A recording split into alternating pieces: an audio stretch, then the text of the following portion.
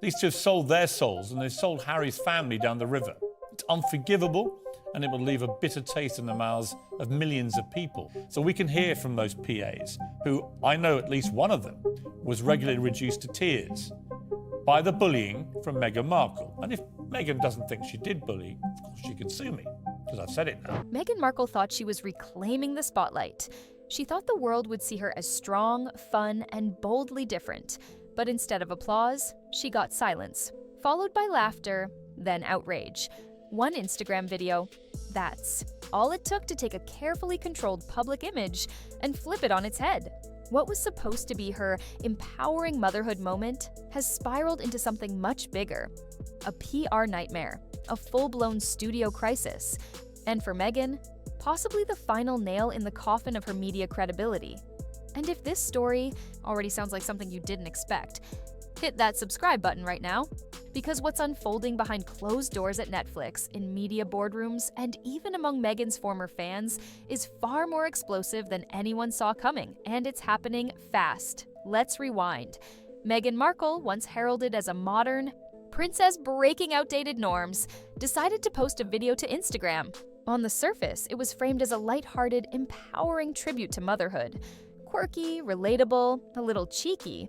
But once the footage dropped, the public reaction was anything but warm. The video showed Meghan in what looked like a hospital room, dancing with exaggerated movements, vibing to lyrics about being a baby mama, while showing off what was clearly meant to resemble a pregnancy bump. Only it didn't look right. The bump's shape seemed inconsistent. Its positioning raised eyebrows, and the entire performance felt forced. What Meghan hoped would be a viral moment of joy and confidence was instantly labeled cringe, tone-deaf, and even bizarre. The backlash didn't come from just random trolls in the comments section. This time, it came from all sides: social media users, bloggers, commentators, and most alarmingly, studio executives. At Netflix, where Meghan had already secured a multi-million-dollar deal and produced the lukewarmly received docu-series with Love, Meghan, panic set in. Greg Peters, the CEO, was reportedly furious behind closed doors. He felt the video mocked not only the values Netflix tries to uphold, but also undermined the platform's credibility. Ted Sarandos, who had long been seen as Meghan's strongest supporter within the company, was also said to be rethinking his position. And then came the phone calls. Executives at other studios who were quietly in talks with Meghan's team began ghosting her. Paramount didn't waste time. They officially cut all ties, reportedly labeling the incident a liability moment. Other companies followed suit, some canceling potential meetings, others just pulling back without saying a word. It wasn't just about the video. It was about what the video represented. For years, Meghan had walked a fine line between public fascination and public fatigue. She positioned herself as a victim of royal oppression, a symbol of progressive womanhood, and a misunderstood celebrity, all at once. But now, people weren't buying it. Even her loyal fan base started turning. Reddit threads that once praised her authenticity were now filled with confusion and disappointment. On Instagram, comments shifted from heart emojis to, "Is this a joke?" and "She's lost the plot." Former fans quietly deleted their supportive posts. Even lifestyle influencers, the kind who used to gush over Meghan's speeches and podcast quotes, began distancing themselves. Meghan didn't back down. Instead, she doubled down. Days after the video exploded online, she released a solo, podcast-style message, filmed in a quiet room with no interviewer, no structure. Just her talking into a mic for nearly an hour. The goal, apparently, was to explain herself, to reclaim the narrative. She said the video was meant to be a celebration, a message to parents everywhere that motherhood shouldn't erase your personality, that joy, silliness, and vulnerability were all part of the experience. She talked about her personal struggles, about being judged, about wanting to show a different side of herself. It sounded heartfelt, but it didn't land, because rather than showing humility or reflection, Meghan once again made it about her. She painted herself as the misunderstood heroine in a coming-of-age story no one asked for. And most jarring of all, she started referring to herself in the third person. "The world hasn't seen the real Meghan yet," she said, "but she's coming." That's when even her remaining supporters blinked. Instead of taking accountability or acknowledging how the video might have missed the mark, she leaned into the belief that everyone else simply didn't get it. She claimed critics were just afraid of a strong woman being herself. But here's the problem. No one's trying to silence her. They just don't want to hear it anymore. There's a massive difference between being silenced and being tuned out. And right now, Meghan Markle is being tuned out loudly. But the biggest blow wasn't from the public. It came from within Netflix itself. The second season of With Love, Meghan, already shot, edited, and scheduled for release, is now hanging by a thread. Test screenings have been disastrous. Viewers describe the episodes as hollow, self-indulgent, and unwatchable. Even internal Netflix teams reportedly struggled to find something marketable in the content. The storyline, more monologues, more confessions, more Meghan versus the world. Greg Peters wants it canceled. Ted Sarandos, under growing pressure from the board, isn't far behind. Some insiders say Meghan is trying to use leverage, though no one knows exactly what that leverage is, to force the network to greenlight season 3. Others speculate her connection with Ted is deeper than just business, though nothing's been confirmed. Either way, it's not going well. The damage from the video has spilled into every corner of Meghan's media empire. Her team has tried spinning it, calling it misunderstood performance art, raw authenticity, and a much-needed break from traditional media. But no one's buying it. Even outlets that used to defend her have gone quiet. Late-night shows are mocking her. YouTubers and podcasters are dissecting every frame. The narrative has flipped. And for the first time, there's no one left rushing to her defense. And just when you think it couldn't get any messier, it does. Behind the scenes, Meghan isn't just quietly weathering the storm. She's reportedly working the phones, trying to pitch new content ideas to other platforms. Word is she's approached both MTV and Disney with concept proposals, hoping one of them will take a chance on her next big project. These aren't confirmed, of course, but the buzz is out there, and the industry is watching closely.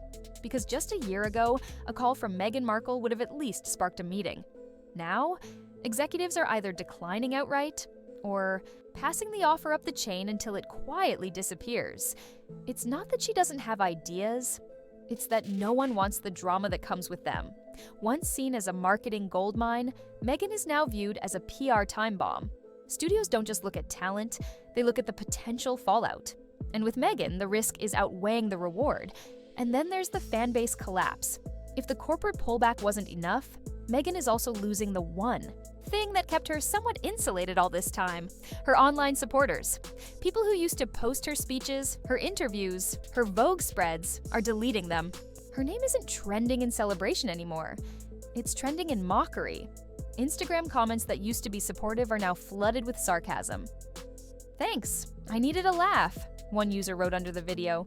"Is this what empowerment looks like now?" another said. But perhaps the most viral part of this entire debacle wasn't even the dancing. It was the baby bump. From the moment the video hit, viewers began picking apart the visual. Freeze frames started circulating. Some pointed out how the bump changed shape between clips. Others noticed it shifted position entirely mid-dance. It looked inconsistent, almost like a prop. Now, Meghan's pregnancy history has already been a topic of speculation in certain corners of the internet. Fair or not? But this video poured gasoline on the fire. Conspiracy theories went into overdrive. Was it a performance? Was it satire? Was it a stunt? Meghan never addressed the bump directly, but that silence only made the theories louder. What she likely intended as an artistic expression was quickly interpreted as deceptive, even manipulative. Because when people start doubting your honesty, it spreads. And it doesn't stop at one incident, they start to question everything. At this point, Meghan's team must be scrambling. Crisis managers, PR advisors, communications consultants. But the problem is, you can't PR spin your way out of authenticity issues. Once the public decides someone feels fake, it's nearly impossible to reverse. Still, Meghan pushes forward. According to several reports, she's been applying internal pressure at Netflix to approve a third season of With Love, Meghan, despite the fact that the second one hasn't even aired and is already being shredded in test screenings. Sources say she's insisting that season 3 would be a fresh start and that the audience just needs time to catch up with her messaging. Internally, though, that idea is going over like a lead balloon. Greg Peters is said to be pushing harder than ever to cut their losses entirely. He wants the brand separated from the noise. Ted Sarandos is still holding on, but barely. Insiders say even his patience is wearing thin. From a business perspective, it makes sense. Netflix invested heavily in Meghan's brand, both in money and in marketing capital. But when the return on that investment becomes negative attention, failing viewership, and internal division, the math changes fast. Meanwhile, public reaction to Season 2's trailer, or what little has leaked of it, has been tepid at best. Some early reviewers called it detached, unrelatable, and like watching someone journal on camera for attention. One particularly brutal comment from an industry insider described it as content made by someone who thinks they're profound but forgot to ask if anyone's listening. Ouch. But even as the walls close in, Meghan seems convinced that her story isn't over, that all of this is part of some misunderstood journey, a chapter in a bigger comeback. In one of her latest podcast rants, she actually described herself as someone called to lead. As if her critics are just too small-minded to see the big picture, she's not just trying to defend herself, she's trying to reframe herself as a visionary, a truth teller, a trailblazer being punished for daring to be different. Only, the public isn't buying it anymore. Because it's not bravery when people call you out and you act like they're the problem. It's not empowerment when you mock relatability from a mansion. And it's not leadership when you ignore every warning sign and keep marching straight into the flames. Even people who once respected Meghan for breaking out of the royal system are asking the same question. What exactly is she fighting for now? What's the mission? The message? The movement? Because from the outside looking in, it doesn't look like advocacy anymore. It looks like attention-seeking, rebranding, image salvage. And people are tired. They're tired of the endless monologues, the podcast confessions, the dramatic trailers that promise revelations but deliver recycled grievances. They're tired of being told that anyone who questions Meghan is a hater or a misogynist or a dinosaur who just doesn't get it. No, people get it. They just don't agree with it. That's why this story is different. This isn't about one awkward video. It's about the slow collapse of a public figure who refuses to adapt, who keeps doubling down on a version of herself the world stopped believing in. And while Meghan insists on holding the line, pretending the storm outside is just temporary weather, the damage is spreading. It's not just limited to her brand anymore. It's beginning to affect those connected to her. Prince Harry, once a central figure in this narrative, has become little more than a silent side character in the fallout. No statements, no public appearances, no reaction, just silence. And in many ways, that silence is louder than any speech he could have given. Observers say Harry looks tired, withdrawn, out of place even in his rare appearances. There's a growing sense that he's stuck in a storyline he no longer controls, a supporting role in someone else's drama. And while Meghan continues to talk, Harry continues to fade. This is the part of the story no one wants to say out loud. The idea that perhaps the Meghan brand has not only alienated audiences and studios, but also the very man she once stepped away from royalty with. It's a speculation, sure. But in the absence of presence, speculation fills the void. And Meghan's dominance of the spotlight only reinforces the imbalance. But let's go back to the industry for a second. Because behind closed doors, Netflix isn't just panicking, they're calculating. They know the numbers. They see the engagement drops, the watch time analytics, the comment sentiment metrics, and it's not looking good. The algorithms don't lie. Meghan's content, at least in its current form, is flopping. Insiders say Greg Peters has already instructed the marketing team to scale down promo plans for Season 2 of With Love, Meghan. No billboard campaigns, no press tours, just a quiet digital release, a soft drop, almost like they want it to disappear without a splash. That's rare, especially for a figure who was once considered Netflix royalty, a prized signing. But the mood has changed. The enthusiasm has dried up. And now, Netflix is stuck, trapped between the financial cost of cancellation and the reputational cost of release. And let's not forget, this isn't just any streaming platform. Netflix has had its fair share of controversies, but they know how to handle talent. They know when to cut ties. And increasingly, it looks like Meghan might become another case study in over-promising and under-delivering. Meanwhile, Meghan continues her media push. More podcasts, more subtle jabs at the press, more allusions to some grand societal awakening she's ushering in, but the disconnect is glaring. It's hard to talk about everyday motherhood struggles when you've got a full-time staff. It's hard to sell yourself as a voice for the voiceless when your voice is amplified more than most people's will ever be. And it's hard to be relatable when every gesture you make feels manufactured for optics, not honesty. People notice these things, especially in 2025, when audiences are sharper, more skeptical, and far more vocal than ever before. We live in the age of accountability, where performative gestures are sniffed out in seconds, and authenticity isn't just valued, it's demanded. Meghan's problem isn't that she made a weird video, it's that she tried to spin it into something it wasn't. And when people didn't clap, she blamed the crowd. And that crowd? They've moved on. The latest data shows a significant decline in Meghan-related content engagement across all platforms. YouTube videos criticizing her used to spark fierce debates in the comments. Now, there's just resignation. Comments like, "I used to support her, but I'm done," or "this isn't even surprising anymore," have become the norm. Even the media outlets that used to run puff pieces are pivoting. They're choosing neutrality. Or worse, silence. Because in journalism, silence is rarely accidental. It's usually strategic. And when journalists stop calling for interviews, when producers stop booking you, when PR firms stop returning your calls, that's when you know the brand is broken. But what makes this downfall even more jarring is that it didn't have to be this way. There was a moment, several in fact, when Meghan could have paused, recalibrated, and listened. Not just to her critics, but to the quiet majority.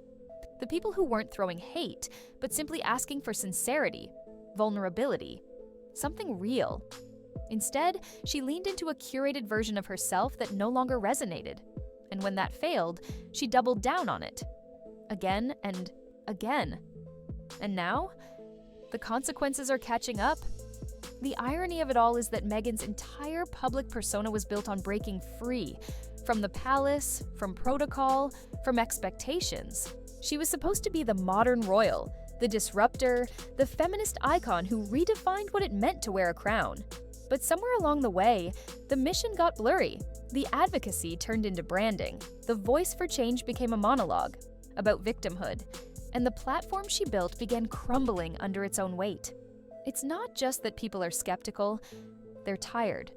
Tired of the speeches, tired of the contradictions, tired of watching someone who claims to stand. For empowerment constantly portray themselves as powerless. That's the paradox. Meghan Markle wants to be the face of strength, but every move she makes screams defensiveness. She wants to be taken seriously, but insists on wrapping every message in self-importance.